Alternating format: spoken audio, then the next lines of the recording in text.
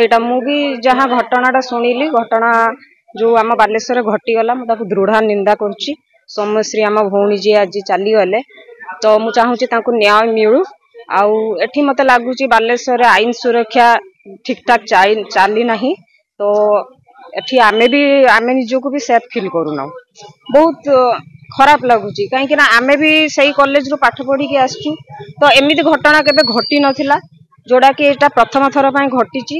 ତ ଏଥିରେ ମତେ ଲାଗୁଛି କଲେଜର ଯେତିକି ଅଧ୍ୟକ୍ଷ ଅଛନ୍ତି ସମସ୍ତେ ଇନଭଲ୍ଭ ଅଛନ୍ତି। ତ ଏଇଟା ଗୋଟେ ତଦନ୍ତ କରାଯାଉ ଠିକରେ, ଯାହାକୁ ଦ୍ୱାରା ତାକୁ ଜଷ୍ଟିସ୍ ମିଳୁ।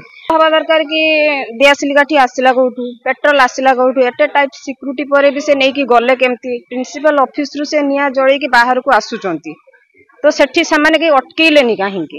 ତ ସେଟା କଣ ସେ ନିଜେ ଢାଳିଲେ କି ତାଙ୍କ ଉପରକୁ କିଏ ଢାଳିଲା, ସେଟା ଆମେ କେହି ଜାଣିପାରୁନୁ। ତ ଏଇଟା ତଦନ୍ତ ହବା ଦରକାର ଲାଗୁଛି। ହଁ, ଆହୁରି ଅନେକ ଇନଭଲଭମେଣ୍ଟ ଅଛନ୍ତି, ଯୋଉଟା କି ତଦନ୍ତ କଲେ ନିହାତି ବାହାରିବ ନାମ ଗୁଡା ସାମ୍ନାକୁ।